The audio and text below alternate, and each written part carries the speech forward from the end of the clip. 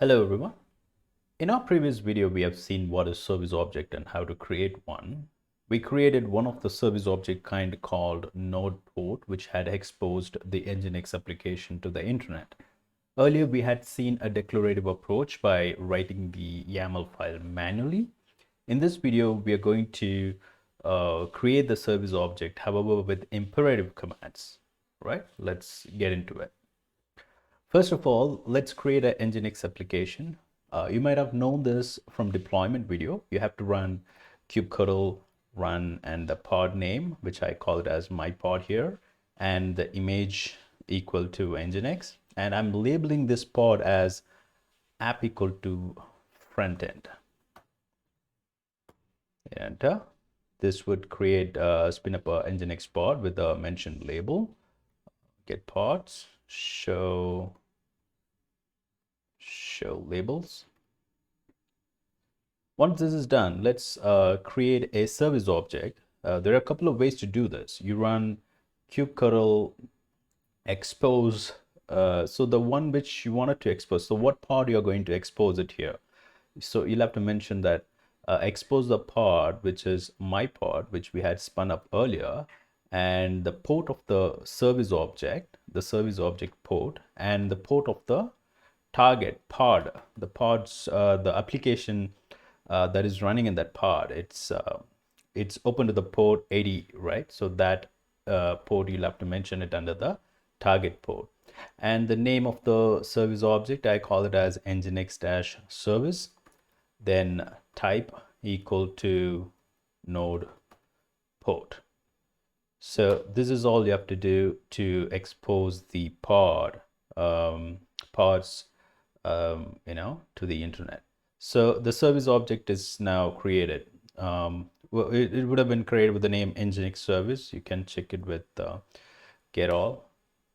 Also, it would have been chosen a label of the pod, my pod, as a selector. Let me show you what I mean. So in my previous video of service object, I had mentioned that service object should point to the pod with the help of labels and selectors.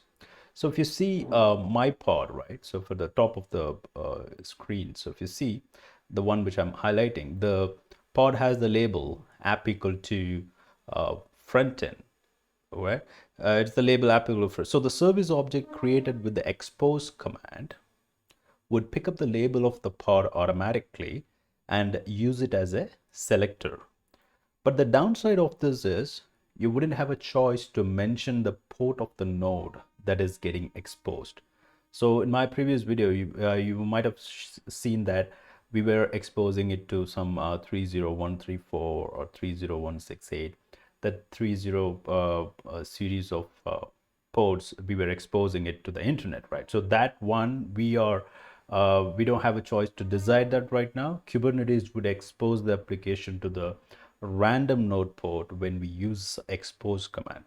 So we can see the node port that is being used. So let me quickly get service nginx-service. Oh, sorry, kubectl describe service nginx-service.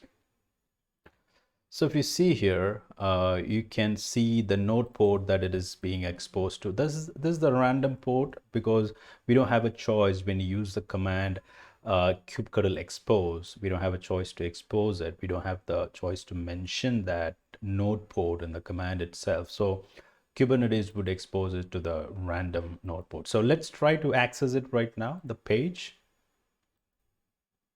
Let me open up the browser.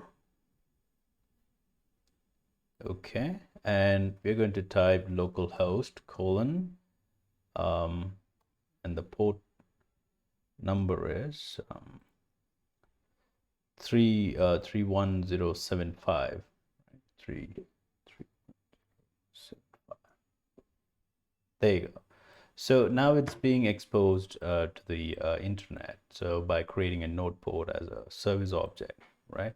So this is, see how simple is this? You know the power of the imperative command. Just by running two commands, you are able to bring the application up and running. And at the same time, it's allowed it access from the internet. Okay, Now there is another way to create a service object. Before I proceed further, let me just delete the existing one so that you won't get confused. So kubectl, delete service nginx service. So another way is by running there is another command which you can use to, create a service object. Even this is through the imperative way, but there are like a lot of customization that you can do.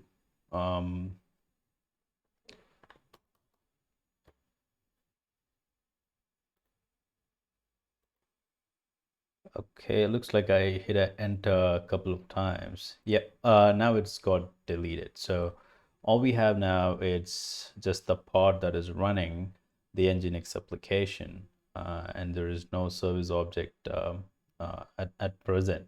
But let's create another way, as I was saying, there is another way to create this by running another command. Let's run this right now. So it's kubectl create service node port. So we are creating a node port, service nginx dash service, the service object name, and TCP equal to the service object. Oops, I'm sorry, I put the wrong key. I pressed the wrong key. Let me type that again. Create service and node port and the service object name, and you'll have to mention TCP equal to, this is the service object port 80, and then the target port also 80. All right, so then you can mention the node port here. The kubectl create service command has that option to mention the node port itself, so you can mention whatever the node port you want it to be, like, but it must be in the 3xx series, or whatever that you have you have it in the control manager YAML file, right? So then the dry run equal to client YAML. So if you see here, the selector it took as if I hit enter, right? You see, before even I hit a enter, you can see that if I without even dry run, so if I see just if I hit enter, we'll create a service object. But how does this service know to which pod it has to point to? Okay, that's when we can just quickly dry run this. Okay, so dry run is nothing but a rehearsal before the real run, right? See here, just hit enter. The selector it took is app equal to nginx service. Got it? So how do we let Kubernetes know to pick app equal to front end as a selector? So the one silly way is to create a service object. Rather, with the name nginx service, you can make it as front end in the command. But this is not actually the right way. You won't always create a service object with the label name of the pod. I'm just letting you know how the command works. These imperative commands are just useful only for the exams. In the real production environment, you would always be modifying the YAML file to make any changes to the application infra. Also, in real time, these are not the only attributes that you pass while running the command. You may have to make a lot of customization based on the application that is being run. And these YAML files would have been version controlled as well. Now let's redirect to the YAML and make the changes as per our need, right? So I just put the same command again, and I'm just redirecting to a file so that a YAML file will be generated with that. Let's modify the selectors now from that YAML file. We're going to modify based on the pod. So the pod has app equal to front end, right? So as per that, we are going to modify it.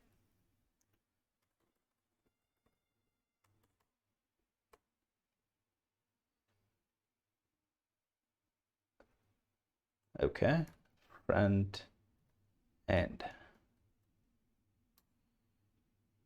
Got it. That's right. Now let me just show you kubectl get all once. Not sure why it's taking some time. All right, so no service object is created. Let's create one. Apply -f nginx -service.yaml. So this would create a service object with the selector app equal to front end. If you wanted to see, describe service nginx -service.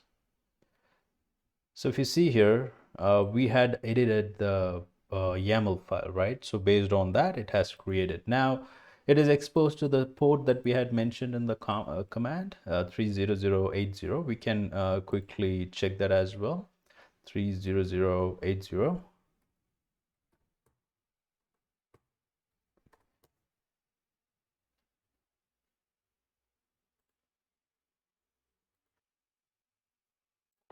Let me re-enter that again.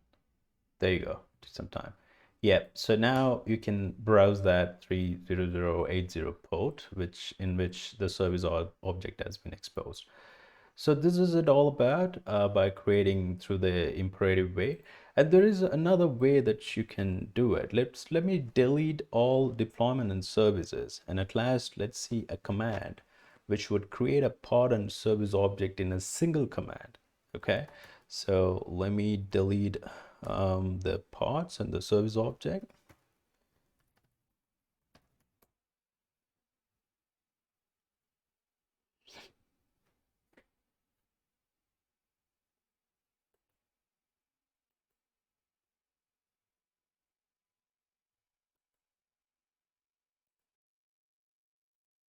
Okay, the service object is deleted. Now delete the pod, just my pod. So this would delete the pod as well. And then we'll see if any other services that is running, which was spun up by us. Okay, the pod is getting terminated now. Get all again. It's still being terminated. That's totally fine. So what I'm gonna do, I'm gonna run the command. So as I was saying, in just a single command, you can create a pod and the service object together. So let me just show you how. So it's kubectl run, and I'm gonna name this pod as an nginx and the image as nginx. Even the service object will be created with the name nginx, right?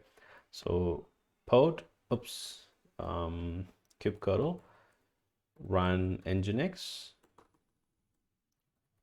or whatever the name you can call it over there. You can modify it. Nginx -port equal to 80 and -- expose. So this is all you have to do to create a pod and service object together, which you can access it with the node port. So if I hit enter, you see the service and the pod has been created. Now it would have been chosen a random node port, so you'll have to describe that service to find the node port, and you can browse it in the browser that you can see. So you see that the 12 seconds the pod has been spun up, and the service object has also been spun up. So if you describe this, you would get the node port, and you can browse that in the browser with the local host and the node port. So that's it for this video. Thank you for watching, guys. Have a great day.